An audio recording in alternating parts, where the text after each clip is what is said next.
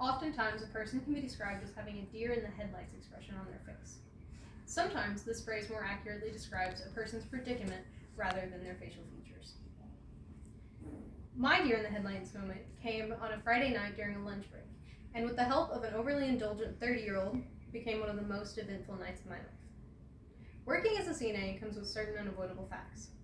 One of those facts is that your schedule is not the most important. Your patient's needs are. For someone who works night shifts, this means that sometimes your lunch break doesn't start until 1 o'clock in the morning. And that's okay because you haven't had a chance to sit down and realize that you were hungry anyway. On this particular Friday night, my lunch break didn't start until 1 o'clock in the morning, and when I got to decide what I wanted, I chose Taco Bell. So I hopped into my car and I headed towards the highly anticipated nacho cheesy goodness that was in store for me. On my way through the intersection in front of the Chick-fil-A, I passed a curiously parked car that was in the direct center of 4 green glowing lights. I waved off this occurrence and chalked it up to a misturn.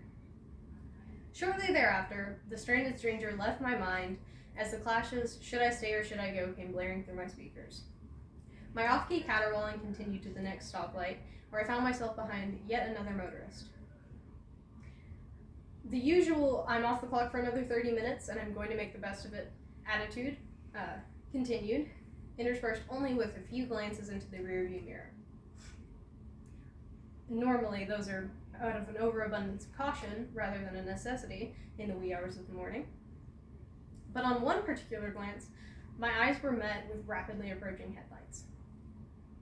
At this point, I'm not concerned. In fact, I think to myself, here comes another asshole who's going to speed around me and run this red light. The next thing I know, 3 things are happening at once. 1, my car is hurtling into the car in front of me. 2, my body is slamming into the steering wheel. And 3, my car's trunk is collapsing upon itself. It turns out that the answer to whether the stranded stranger should have stayed or gone was a definitive stay.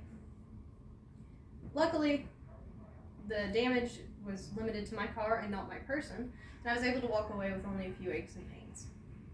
Oh, and in case anyone was wondering, police officers will not take you to get Taco Bell, no matter how nicely you